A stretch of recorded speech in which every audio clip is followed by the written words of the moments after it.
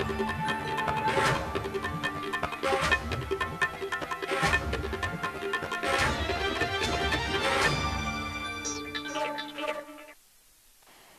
आप देख रहे हैं न्यूज इंडिया। मैं हूं आपके साथ शिवानी पांडे। उत्तर प्रदेश के मुख्यमंत्री योगी आदित्यनाथ ने टीम 11 के साथ बैठक की। बैठक में रेड जोन, ऑरेंज जोन और ग्रीन जोन को लेकर मुख्यमंत्री ने अधिकारियों के साथ विस्तार से बात की है। इन्हीं जोन की रिपोर्ट के आधार पर 3 मई के बाद लॉकडाउन खोलने या ढील देने का फैसला किया जाएगा। कोरोना महामारी के चलते कई मल्टीनेशनल कंपनियां चीन से अपने व्यापार को समेट कर एशिया और भारत की ओर रुख करना चाहती हैं। उत्तर प्रदेश में निवेश की अपार संभावना है। उत्तर प्रदेश में मल्टीनेशनल कंपनियों को आमंत्रित करने के लिए सीएम योगी के निर्देश पर उत्तर प्रदेश के सूक्ष्म लघु मध्यम उद्योग मंत्री सिद्धार्थनाथ सिंह ने वीडियो कॉन्फ्रेंसिंग के जरिए 100 अमेरिकी कंपनियों के प्रतिनिधियों के साथ बात की। उन्हें उत्तर प्रदेश में निवेश के लिए ऑफर भी दिया है। हमारे सहयोगी मनीष कुमार मिश्रा ने प्रदेश के सूक्ष्म लघु मध्यम उद्योग मंत्री से एक्सक्लूसिव बातचीत की है।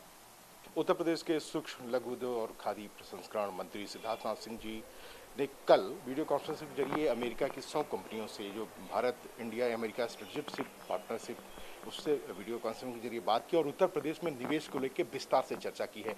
उसी पे हम बातचीत करेंगे सिद्धार्थनाथ जी से। कल आपकी चर्चा हुई और इसके पहले भी आप लगातार अमेरिका के जो बड़े उद्यमी हैं उनसे संपर्क रहा है, लगातार प्रतिनिधिमंडल उत्तर प्रदेश आता भी रहा है। कल आपकी हुई है। ऐसे में जहां एक तरफ चीन से लोगों का रुझान खत्म हो रहा है और वो एशिया की तरफ देख रहे हैं, तो कल की जो अहम बैठक हुई है उससे कितना लाभ मिलेगा भारत को? देखिए, ये एक विशेष बैठक थी और हम लोग ने वीडियो कॉन्फ्रेंसिंग के माध्यम से 100 के ऊपर कंपनी आती हैं अमेरिकन, और विशेष रूप से यही था कि इस कोरोना वायरस के चक्कर में जो कोविड-19 के उपरांत जो एक चीन से पलायन जो उद्योगों का हो रहा है, जो अमेरिकन कंपनियां हैं जिन्होंने निवेश चाइना में किया है, उन लोगों से विशेष रूप से बातचीत थी। उन लोगों से समझना था कि उनको क्या चाहिए, क्या आवश्यकता है, हमें अपनी पॉलिसी किस तरह से उसमें बदलनी पड़ेगी, और उनके साथ एक कॉन्फिडेंस लेवल बढ़ाना था। तो वो सब शुरुआत हुई है, क्योंकि मुख्यमंत्री जी का ये आदेश भी था कि हम लोग इसको संपर्क में लेना शुरू करें। तो कल जो रुचि दिखी, तो बहुत अच्छी रुचि दिखी, और ऐसी कंपनियां जिनके बारे में हम सोच भी नहीं सकते थे, चाहे वो साइंटिफिक एरिया में हो, चाहे वो डिफेंस एरिया में हो, चाहे वो मेडिकल इक्विपमेंट बनाने के ऐसे हों, तो ये सब लोगों ने, लॉजिस्टिक्स की, उन लोगों ने कहा विशेष रूप से कि हम लोग आना चाहते हैं, अपना जो हब है वो चाइना से यहाँ मूव करना चाहते हैं, मगर हमें क्या लाभ मिलेगा। तो हम लोगों ने उनसे कहा है कि आप एक दफ़े हम लोग को लिखिए, आप किस प्रकार का निवेश करेंगे या क्या करेंगे, तो उसमें क्या क्या आपको आवश्यकता पड़ेगी, उसके हिसाब से हम लोग अपने पॉलिसी को देखते हुए उसमें क्या कर सकते हैं, क्या नहीं कर सकते, फिर अपना आपको हम ऑफर देंगे। तो ये एक अच्छी शुरुआत हुई है। जैसा कि आपने कहा कि उन्होंने रुचि दिखाई, उन्होंने आपसे मांगी है कि आपने कहा है कि आप लिख के दीजिए कि क्या चीज़ें आपको चाहिए। ये एक चीज़ आपने, जैसे कि उस वीसी में पूरी बात निकल के जो आई है कि उसमें मास्टर कार्ड, एडोब जैसी बड़ी कंपनियों ने उत्तर प्रदेश में अपने निवेश को और बढ़ाने की बात की, ऑलरेडी उनका चल भी रहा है, तो उसमें वो ग्रामीण क्षेत्रों की तरफ भी वो फोकस कर रहे हैं। तो क्या है, थोड़ा विस्तार से बताएं। नहीं, देखिए, जो बहुत अच्छी चीज़ एक आई कि मास्टर कार्ड के लोग जो थे, उन लोगों ने कहा कि हम लोग उत्तर प्रदेश, क्योंकि बड़ा एक राज्य है और ग्रामीण बेल्ट बहुत बड़ी है, उसके अंदर जो डिजिटल एक व्यवस्था है उसके साथ हम उत्तर प्रदेश के साथ कोऑपरेट करना चाहते हैं, और कुछ ना कुछ उसमें एक नई स्कीम लेकर आना चाहते हैं जिससे कि लाभ मिलेगा। तो उनको देखते हुए हम लोगों ने कहा कि आप हमें विशेष रूप से भेजें, क्योंकि हम लोग का एक बड़ा भारी पीडीएस सिस्टम है जो खाद्यान्न का जो वितरण करते हैं। हम लोगों का काफ़ी एक क्रय का सेंटर्स हैं, उस क्रय के अंदर आप क्या कर सकते हैं, उसके आधार पर किसानों को कैसे लाभ मिलता है। तो उन्होंने कहा हम सब लेकर आएंगे, मगर आप कहीं इसकी मंजूरी देते हैं तो हम इसमें तैयारी करें। हमने कहा हम एकदम खुले मन से और खुले सोच से आपके साथ बात करेंगे, और हमारे मुख्यमंत्री जी स्वयं चाहते हैं कि इस प्रकार की जो एक नई तकनीक है वो ग्रामीण क्षेत्रों में भी आए। तो उन लोगों ने कहा उसका स्वागत हुआ है, और मुझे लगता है कि कुछ दिनों में उनसे जब आएगा तो हम इस पर विस्तार से बता पाएंगे। एक अंतिम सवाल आपसे और जानना चाहूँगा कि जैसा कि आपने कहा कि ग्राउंड की चीज़ें हैं, डिफेंस एक्सपो हो चुका है, 2 बार यहाँ पे इन्वेस्टर समिट हो चुकी है, और 4 लाख से ऊपर का एक एमओयू साइन भी हुआ था लगभग 60,000 करोड़ से ऊपर के एमयू ग्राउंड पे भी हैं। लेकिन आपकी जो पहल हुई है कल, तो ऐसे में ये क्या एक उत्तर प्रदेश के लिए बहुत बड़ा सुनहरा चांस होगा कि अगर वो तैयार होते हैं तो सरकार कितनी मदद करने को तैयार है उत्तर प्रदेश सरकार की निवेश? ऐसा है, जो पहले भी हुआ वो मुख्यमंत्री जी के दिशा निर्देश पे हुआ, उनके मार्गदर्शन में हुआ। जो आज भी हो रहा है वो भी मुख्यमंत्री जी ही उसका मार्गदर्शन दे रहे हैं। तो इसलिए ये एक नया मौका आता है, और जब निवेश के जो पुराने जो रास्ते वो बंद दिखते हैं, तो ये एक नया रास्ता चाइना का खुला है। तो उसमें प्रधानमंत्री जी भी कह रहे हैं, हमारे मुख्यमंत्री जी ने भी इसमें एक टास्क फोर्स बनाई है। तो मुझे लगता है इसमें हम लोग को प्रयास करना चाहिए, और जब प्रयास करेंगे तो ही कुछ कामयाबी मिलती है। तो प्रयास शुरू हुआ है, कामयाबी का हम इंतजार करेंगे। आपने 90 लाख की बात कही कि सूक्ष्म लघु उद्योग है, कुशल कारीगर हैं, बेहतर इंफ्रास्ट्रक्चर है। आपने भी कहा कि एक्सप्रेस वे का भी हवाला आपने दिया है कि हम डिफेंस कॉरिडोर भी बना रहे हैं, बुंदेलखंड एक्सप्रेस वे, पूर्वांचल जो है वो प्रोग्रेस पे है, ऑलरेडी आगरा लखनऊ एक्सप्रेस पे है। तो क्या इससे भी वो लोग इम्प्रेस मतलब प्रभावित हुए कि इस तरह कनेक्टिविटी? देखिए, कोई भी निवेशक जब आता है तो सबसे पहले वो कानून व्यवस्था देखता है। कानून व्यवस्था के साथ वो एक आपका जो मूलभूत ढांचा होता है, जिसको इंफ्रास्ट्रक्चर कहते हैं, वो जरूर देखता है।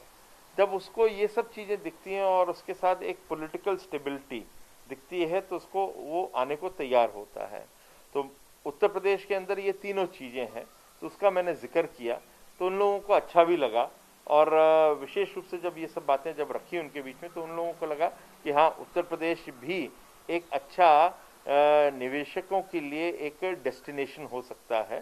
तो उन लोगों ने अपनी बातें और हमसे विस्तार में करने का एक मैं कहूँगा जरिया शुरू हो गया है। ये थे हमारे साथ उत्तर प्रदेश के सूक्ष्म लघु उद्योग मध्यम मंत्री सिद्धार्थनाथ सिंह, जिन्होंने कल जिनकी वीसी हुई थी 100 से ज़्यादा और कंपनियों से बातचीत हुई। और चीन से कहीं ना कहीं जो रुख भंग हुआ है कोरोना वायरस के महामारी के कारण, तो भारत में उनके लिए एक नए रास्ते खुल रहे हैं, गेटवे बन रहा है। और जो उत्तर प्रदेश है, उत्तर प्रदेश की पहल अब देखिए कितनी सफल होती है। मुख्यमंत्री के निर्देश पर सिद्धार्थनाथ सिंह ने अमेरिका के 100 उद्यमियों से सीधे बातचीत की, उनकी रुचि भी है। अब देखना है कि आगे उनके तरफ से क्या पहल होती है। कैमरा पर्सन पीसी चौधरी के साथ Manish Mishra, news India, Lucknow. Corona warriors पर अगर हमला हुआ तो आपको सीधे जेल की हवा खानी पड़ेगी। यूपी सरकार ने उत्तर प्रदेश महामारी कोविड-19 नियमावली में प्रथम संशोधन कर दिया है, जिसकी अधिसूचना चिकित्सा विभाग ने जारी भी कर दी है। संशोधन 30 जून या अग्रिम आदेशों तक प्रभावी रहेगा। कोरोना वॉरियर्स पर हमलों को लेकर के लगातार मुख्यमंत्री योगी आदित्यनाथ सख्त थे और ऐसे दंगाइयों पर सख्त कार्रवाई करने के निर्देश अफसरों को दे रहे थे। इसी बीच यूपी सरकार ने उत्तर प्रदेश महामारी अधिनियम कोविड-19 नियमावली में एक बड़ा संशोधन कर कोरोना वॉरियर्स पर हमलों को अपराध करार दिया है। ऐसे में एम्बुलेंस और तमाम सरकारी संपत्तियों को नुकसान पहुंचाना अपराध की श्रेणी में आएगा और डॉक्टरों, पैरामेडिकल स्टाफ और पुलिस कर्मियों पर किसी भी प्रकार का हमला कोरोना त्रासदी के बीच गैर जमानती अपराध माना जाएगा। उत्तर प्रदेश सरकार का महामारी अधिनियम में संशोधन 30 जून या अगले आदेशों तक जारी रहेगा। इसी बीच कुछ दिन पहले ही देश में डॉक्टरों की एक बड़ी मांग मोदी सरकार ने पूरी की थी और डॉक्टरों और पैरामेडिकल स्टाफ पर हमलों को लेकर के गैर जमानती धाराएं अधिनियम में बदलाव करके लगाई थी। अब उत्तर प्रदेश में भी कोरोना वॉरियर्स पर हमला बड़ा अपराध माना जाएगा। कैमरामैन गौरव के साथ Manish Shrivastava, news India, Lucknow. Lockdown के बीच यूपी के पुलिस महकमे में बड़े खेल की सूचना आ रही है। यहां इंस्पेक्टरों के सीओ पद पर हुए प्रमोशन में घोटाले के आरोप लगे हैं। डीपीसी की शिकायत हाईकोर्ट से की गई है। यूपी सरकार द्वारा जारी ज्येष्ठता सूची को हाईकोर्ट की अवमानना करार दिया जा रहा है। पुलिस महकमे में आउट ऑफ टर्न प्रमोशन को लेकर के पहले ही सवाल उठ रहे थे और अब विभागीय प्रोन्नति कमेटी अर्थात डीपीसी भी कटघरे के दायरे में आ गई है। हाल ही में पुलिस महकमे में 84 निरीक्षकों की जिस प्रोन्नति सूची को जारी कर पुलिस उपाधीक्षक बनाने का शासनादेश जारी किया गया है, उस पर सवाल खड़े होना शुरू हो गए हैं। शिकायत हुई है हाईकोर्ट, राज्यपाल और मुख्यमंत्री से कि लॉकडाउन के दौरान पुलिस अफसरों ने एक बड़ा खेल अंजाम दिया है। हाईकोर्ट बंद था, इसलिए कोई रिट याचिका न कर पाए। इसी दौरान ये पूरी प्रक्रिया पुलिस महकमे में अंजाम दी गई, जबकि आउट ऑफ टर्न प्रमोशन को लेकर सपा सरकार में ही रिट याचिका हाई कोर्ट में दाखिल हुई थी, जिसमें हाई कोर्ट ने साफ तौर पर निर्देश दिए थे कि आउट ऑफ टर्न प्रमोशन को लेकर के किसी भी प्रकार का लाभ ऐसे पुलिसकर्मियों को नहीं दिया जाएगा। जिसके बाद भी सरकार ने ऐसी सूची जारी की जिसमें प्रतिसाद निरीक्षक, दल नायक और निरीक्षकों को आउट ऑफ टर्न प्रमोशन से के बाद से ज्येष्ठता निर्धारित की गई, जिसके आधार पर ही 84 निरीक्षकों की प्रमोशन सूची पुलिस उपाधीक्षक के पद पर सरकार ने जारी करके विवाद को जन्म दिया। ऐसे में देखना लाजमी होगा अब हाई कोर्ट इस मामले पर क्या रुख अपनाता है। कैमरामैन गौरव के साथ Manish Shrivastava, news India, Lucknow. Social distancing और तमाम जरूरी सुरक्षा उपाय ही कोरोना को मात दे सकते हैं। इसी बीच लखनऊ में पूर्वोत्तर रेलवे की ऐशबाग कोचिंग डिपो में कोरोना वॉरियर्स सम्मान से नवाजे गए। 2 कर्मियों ने कॉन्टैक्टलेस हैंड वॉश सिस्टम इजाद किया है। इसे बिना छुए ही हाथ धोया जा सकता है। जहां सैकड़ों कर्मचारी काम करते हों, वहां के लिए ये वाकई बेहद कारगर है। हमारे साथ पूर्वोत्तर रेलवे के 2 कोरोना वॉरियर्स हैं, जिन्हें रेलवे ने सम्मानित किया है कोरोना में बेहतर काम करने के लिए, और इन्होंने एक बहुत शानदार आविष्कार किया है। मैं आपको बताना चाहूँगा, हमारे साथ उदयराज मीणा मौजूद हैं। उदय जी, ये बताइए कि क्या है ये सिस्टम और ये किस तरह से काम करता है? ये जो सिस्टम है, इसका नाम हमने यहाँ पे रखा गया है कॉन्टैक्ट फुट फेडल कॉन्टैक्टलेस हैंड वॉश सिस्टम। ये हमारे यहाँ पे रेल परिसर में क्या होता है कि अधिक संख्या में कर्मचारी रहते हैं, और चाहे वो डीजल लाबी हो, चाहे आरपीएफ पोस्ट या डीआरएम ऑफिस हो, चाहे कैरेज एंड वैगन का डिपो हो, हर चीज़ मतलब हमारे यहाँ पे मैक्सिमम संख्या में कर्मचारी आते हैं। तो इस समय जो ये महामारी चल रही है कोरोना, जिससे पूरा देश दहशत में है, इसमें हमारे यहाँ पे एक दूसरे को ये वायरस ना फैले, इस वजह से सिस्टम को बनाया है, ताकि कोई भी अपना हाथ धोने के लिए टच करता है बिबकॉक वगैरह तो या फिर नल वगैरह, तो उसमें क्या है कि ये वायरस फैलने की संभावना ज़्यादा रहती है। इसलिए सिस्टम को बनाया है कि वो बिना कांटेक्ट किए हुए पेडल के थ्रू अपने हाथ धो सके। दूसरा इसमें यह है कि पानी की बचत भी है। जैसे हम लोग नल खुला छोड़ते हैं तो खूब बहता रहता है पानी, और धोते रहते हैं, साबुन लगाते रहते हैं। इसमें यह है कि आपको जितना यूज़ लेना है इतना ही पानी आएगा। जैसे मैं इसको बताता हूँ आपको कि किस तरह कार्य करता है। और ऐसे हमने 8 बनाए हैं, 8 सिस्टम इस तरह के बनाए हैं, जो कि हमने आरपीएफ लखनऊ, डीजल लाबी लखनऊ और सीतापुर, टीआरडी लखनऊ, इस तरह हम 2 डीआरएम ऑफिस इस तरह दिए हैं, और अगर सप्लाई की ज़रूरत पड़ी तो और भी देंगे हम। तो आपने देखा कि कितना बढ़िया आविष्कार है। हमारे साथ ओम प्रकाश भी मौजूद हैं, जिनको कोरोना वॉरियर का अवार्ड रेलवे ने दिया है। ओम प्रकाश जी, ये बहुत अच्छा सिस्टम है जो आप लोग ने इजाद किया, इसका आइडिया कैसे आया? आइडिया हमारे सीडीओ साहब के गाइडलाइन पर हम लोग काम किए और समझ में आया, फिर तो करवाया गया। क्या आपको नहीं लगता इसको और भी जगह पे, अभी तो आप रेलवे के लिए दे रहे हैं, हाँ, रेलवे के अलावा रेलवे के इतर भी और भी अस्पतालों में, सार्वजनिक स्थानों पे ऐसी चीज़ों की जो है बहुत सख्त बिल्कुल डिमांड होगी, बताया जाएगा तो हमारे सीडीओ साहब, हमारे उच्च अधिकारी आदेश देंगे तो हम लोग और भी बनवा लेंगे।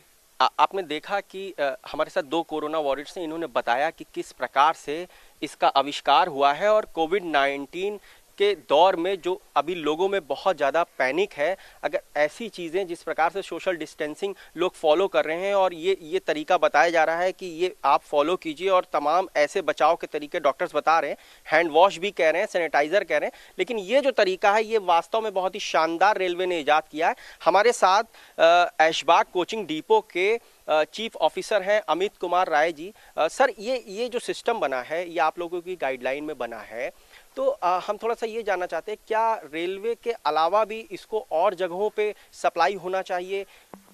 जी बिल्कुल, अगर फ़िलहाल तो हम जो रेलवे के रिक्वायरमेंट्स हैं उसको पूरा कर रहे हैं। अभी और डिमांड आएगी अगर डिवीज़न से तो हम और बनाएंगे, और बिल्कुल अगर बाहर के लिए भी कोई डिमांड आती है तो हम बिल्कुल बनाएंगे, क्योंकि इसमें हम स्क्रैप मटेरियल का वेस्ट कर रहे हैं। हमारी कोई अलग से इन्वेस्टमेंट नहीं है इसमें। जो डिपो में हमारा स्क्रैप मटेरियल है जनरली उसको यूज़ किया है। और इसमें वाटर सेविंग एक बहुत इंपॉर्टेंट एस्पेक्ट है आज की डेट में, क्योंकि गर्मी आने वाली है, वाटर शॉर्टेज डेफिनेटली होगी, तो उसका एस्पेक्ट इसमें स्पेशली ध्यान में रख के ये बनाया गया है कि आप जितनी देर हाथ धुलेंगे उतनी देर ही पानी की रिक्वायरमेंट है, उतनी देर ही पानी आएगा। कहते हैं आवश्यकता ही आविष्कार की जननी है, और इस कहावत को चरितार्थ किया है ऐशबाग कोचिंग डिपो के 2 कोरोना वॉरियर्स ने, जिन्होंने कॉन्टैक्ट लेंस ये हैंड वॉश सिस्टम बनाया है, जिसको सरकार को उन जगहों पे इंस्टॉल कराना चाहिए जहां पर भारी तादाद में कर्मचारी काम करते हैं। कैमरामैन गौरव के साथ मनीष श्रीवास्तव, न्यूज इंडिया, लखनऊ। फिलहाल के लिए इतना ही, लेते हैं एक छोटा सा ब्रेक, जल्द लौटेंगे।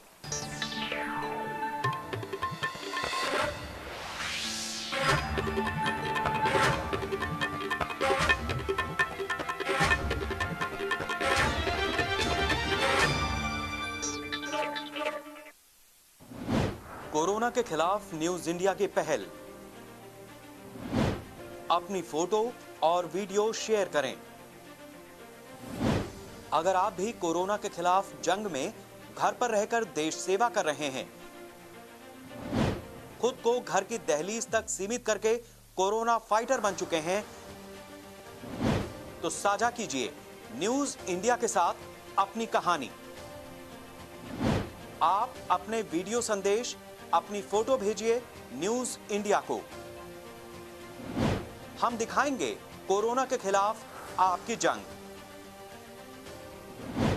अपने वीडियो और फोटो संदेश साझा कीजिए WhatsApp number 9621739500। NIMS Institute of Management and Computer Science is committed to groom the young generation with appropriate skills in emerging technology and strives to create leaders and entrepreneurs. Industry requirements are met by adopting a need-based syllabus and pedagogy involving case-based teaching, industrial projects, guest lectures by eminent experts, and industrial visits. Students and faculty benefit alike from heavy engagement of industry experts in various activities of the Institute. NIMS School of Computer Science and Information Technology offer undergraduate, postgraduate, and MPhil, PhD, and diploma programs in different streams like machine learning and its application, operating system, database management system, networking, VLSI design, cloud computing and computer networks, electronics and information technology, etc. I have done my BTech and MTech from NIMS University. Now I am pursuing MBA from NIMS University as well. By these lines, you can understand that how much I am in love with this university. NIMS Institute of Management offers a bouquet of undergraduate, postgraduate, MPhil, and PhD programs in different flavors of management like core management, human resource, economic, finance and marketing, as well as challenging areas of energy, supply chain, and retail management.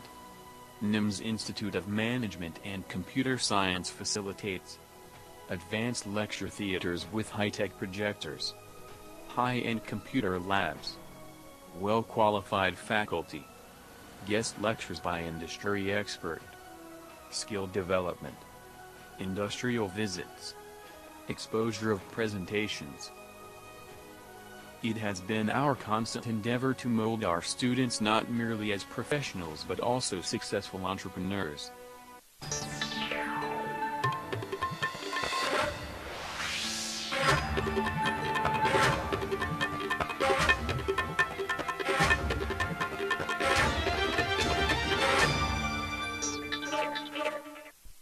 Break के बाद एक बार फिर से आपका स्वागत है। UP के मुख्यमंत्री योगी आदित्यनाथ ने आज प्रदेश के स्वतंत्र प्रभार मंत्रियों के साथ बैठक की। लोक भवन में हुई इस बैठक में सीएम ने मंत्रियों के साथ आगे की रणनीति पर चर्चा की। सीएम ने स्वतंत्र प्रभार मंत्रियों से उनके विभाग के साथ साथ कोरोना के इस दौर में सुझाव मांगे थे।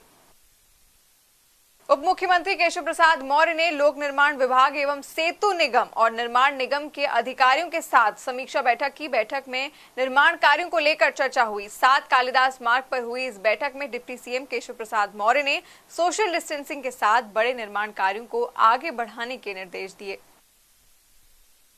लॉकडाउन के बीच उत्तर प्रदेश में दागी फर्मों को करोड़ों के ठेकों से उपकृत करने का नया खेल अफसरों ने शुरू कर दिया है। खासतौर पर प्रदेश के अस्पतालों और मेडिकल कॉलेजों में ऑक्सीजन सप्लाई का टेंडर उस पुष्पा सेल्स जैसी दागी कंपनी को देने की साजिशें शुरू हुई, जिसके ऊपर मुख्यमंत्री योगी आदित्यनाथ के गोरखपुर मेडिकल कॉलेज में ऑक्सीजन सप्लाई में गड़बड़ी से दर्जनों बच्चों की मौत का संगीन आरोप है। टेंडर घोटाले की शुरुआत मेरठ से होती है, जहां LLRM कॉलेज में 28 दिसंबर 2019 को गायनी ओटी में ऑक्सीजन पाइपलाइन के लिए राजकीय निर्माण निगम ने टेंडर निकाला। यहां गोरखपुर मेडिकल कॉलेज में बच्चों की हत्यारिन company Pushpa sales private limited को टेक्निकल के बाद फाइनेंशियल बिड में भी पास कराया गया। कंपनी के ऊपर FIR है। इससे जुड़ी CVC गाइडलाइन कूड़े के ढेर में फेंक दी गई।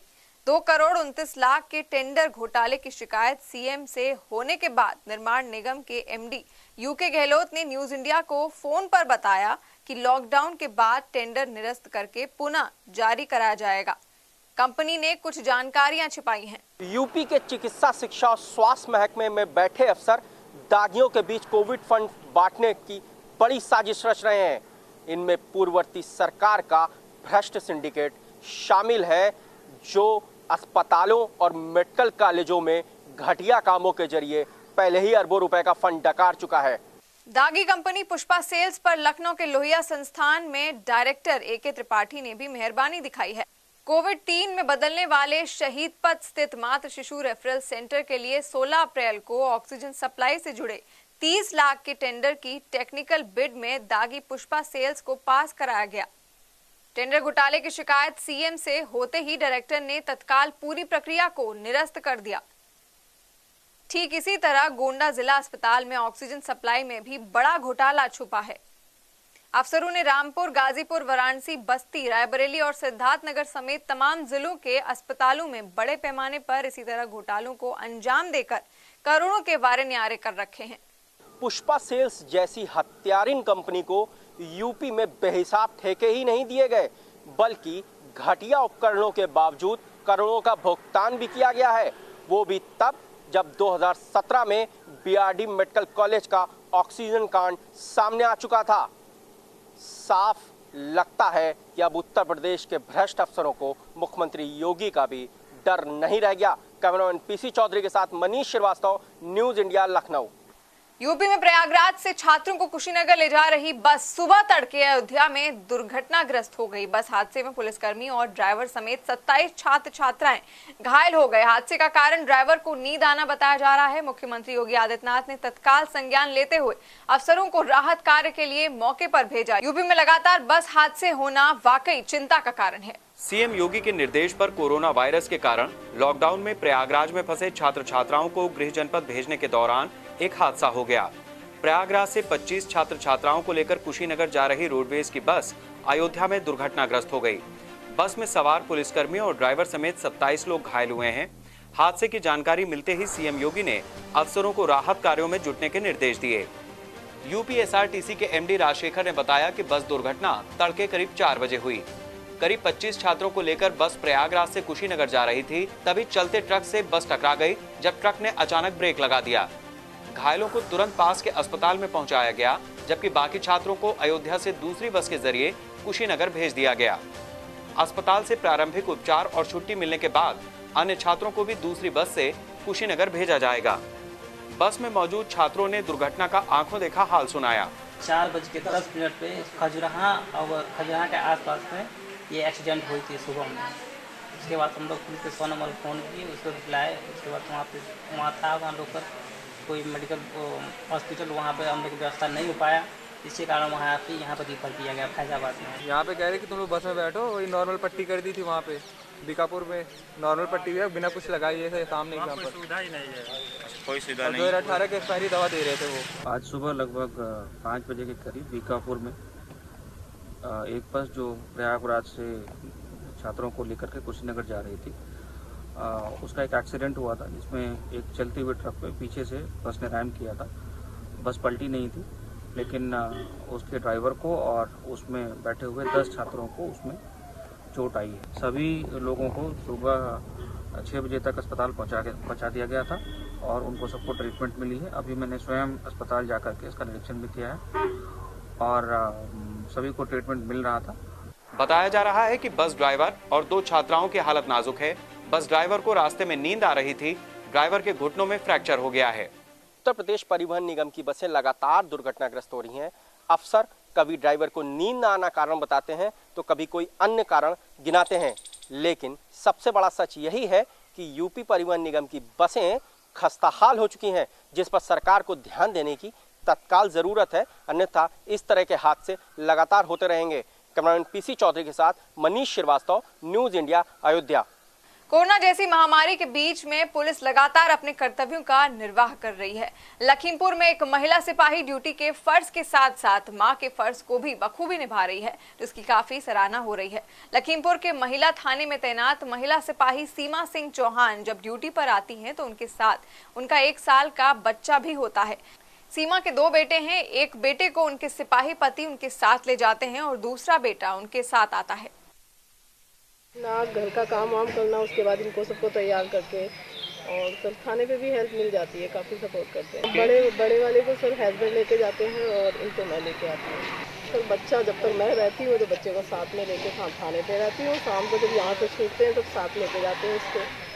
बलरामपुर के विमला विक्रम महाविद्यालय से 2 नेपाली युवक फरार हो गए। दोनों युवक क्वारंटीन किए गए थे। 20 अप्रैल को मुंबई से आने के बाद युवकों को एसएसबी के जवानों ने पकड़कर पुलिस के हवाले किया था। युवकों के फरार होने के बाद प्रशासन में हड़कंप मचा हुआ है। मामला बलरामपुर के थाना पचपड़वा का है। घटना के बाद बलरामपुर प्रशासन ने नेपाल प्रशासन को जानकारी देने की बात कही है। कोरोना वायरस के बढ़ते प्रकोप के बीच नगर निगम और ग्राम पंचायतों को साफ सफाई के खास निर्देश सरकार की तरफ से दिए गए हैं। बावजूद इसके राजधानी लखनऊ के मोहनलालगंज के गांव का बुरा हाल है। यहां साफ सफाई और विकास के लिए आई रकम जिम्मेदार लोगों ने खर्च दिखा तो दी, लेकिन गांव की हालत बद से बदतर है। उत्तर प्रदेश की राजधानी लखनऊ के मोहनलालगंज तहसील से सटे देवरिया गाँव में विकास के नाम पर सरकार के दावे हवा हवाई साबित हुए हैं। कोरोना वायरस के प्रकोप के चलते एक तरफ जहां गांव और शहर में नगर निगम और पंचायतों को लगातार साफ सफाई पर ध्यान देने को कहा गया है, वहीं राजधानी के मोहनलालगंज के देवरिया गांव में ग्राम पंचायत अधिकारी वंदना शर्मा ने कोरोना की महामारी के शुरुआती दौर से लेकर अभी तक सैनिटाइजेशन और छिड़काव जैसा कोई काम नहीं किया है। जब देवरिया गाँव का निरीक्षण किया गया तो गाँव वालों के सामने पंचायत सचिव और अधिकारियों की पोल खुल गयी। दवाई कोई नहीं पड़ी नाली में, नाली साफ हुई, मतलब नाली वाली साफ सफाई और छिड़काव वगैरह नहीं चला? ये नहीं, खाली हुआ बस। हाँ, यहाँ पे ना छिड़काव हुआ है ना यहाँ पे साफ सफाई वाला आता है। तो कभी आप लोगों ने शिकायत नहीं की? शिकायत का जब प्रधान जी आते हैं और देखते हैं चुप्पे चले जाते हैं। और सचिव भी आते हैं चुप्पे देखते हैं, गंदी नाली पड़ी, कोई सूचना ही नहीं देता सूचना तो कोई आता नहीं। विकास के नाम पर सिर्फ खानापूर्ति की गई है। कागजों में विकास के कार्य दर्ज हैं, लेकिन गाँव में कोई विकास का काम हुआ ही नहीं, जिससे ग्रामीणों को गंदी बजबजाती नालियों और टूटे फूटे खड़ंजों से छुटकारा मिल सकता। तस्वीरों से साफ है कि गांव का विकास करने के बजाय यहां जिम्मेदार लोगों ने सिर्फ अपनी झोलियां भरी हैं। गांव के कुछ अराजक तत्वों ने धार्मिक स्थल की जगह पर बनी नाली को भी बंद कर दिया है, जिससे धार्मिक स्थान पर नाली का गंदा पानी भरा है। इसे लेकर भी लोगों में काफी नाराजगी है।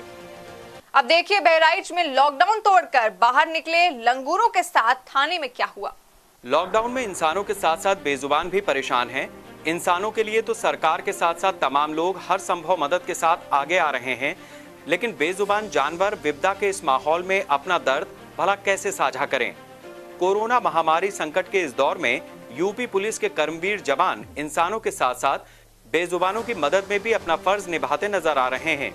कुछ ऐसी ही नायाब तस्वीर बहराइच से एक दरोगा की सामने आई है, जो पुलिस चौकी मिहीपुरवा के अंदर भूख से बिलबिला रहे लंगूर बंदरों को बिस्किट, गुड़, चना आदि खिलाने के साथ साथ पानी पिलाते दिखाई दिए।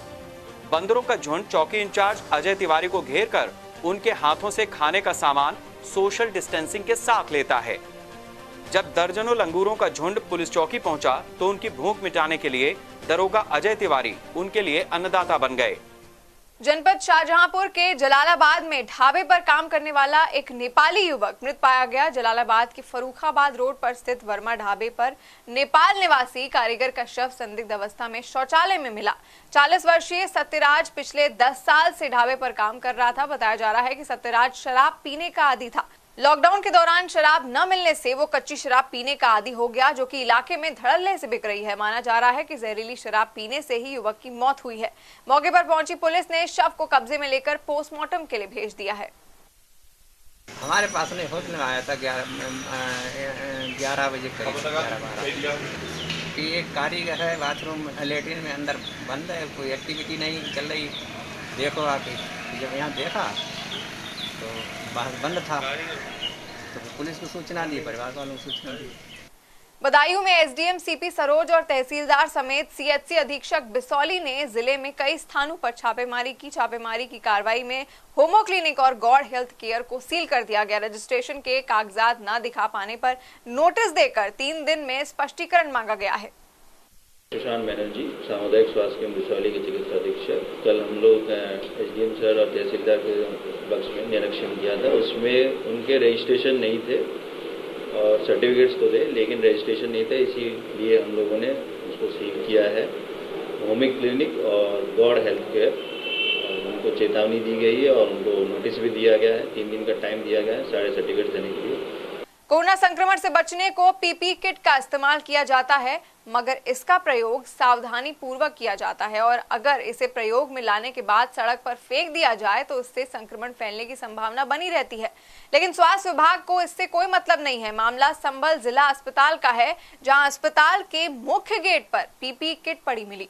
अस्पताल के मुख्य गेट पर पीपीई किट मिलने से हड़कंप मच गया। आनन फानन में स्वास्थ्य विभाग के कर्मचारी दौड़े और गेट पर पड़ी किट को उठाकर कब्जे में लिया। इसके बाद उसे सुरक्षित कूड़ेदान में डाला गया। संभल जिले में अब तक 20 पॉजिटिव केस निकल चुके हैं। तो फिलहाल के लिए इतना ही। देश और दुनिया की ऐसी तमाम खबरों के लिए आप देखते रहिए न्यूज़ इंडिया। नमस्कार।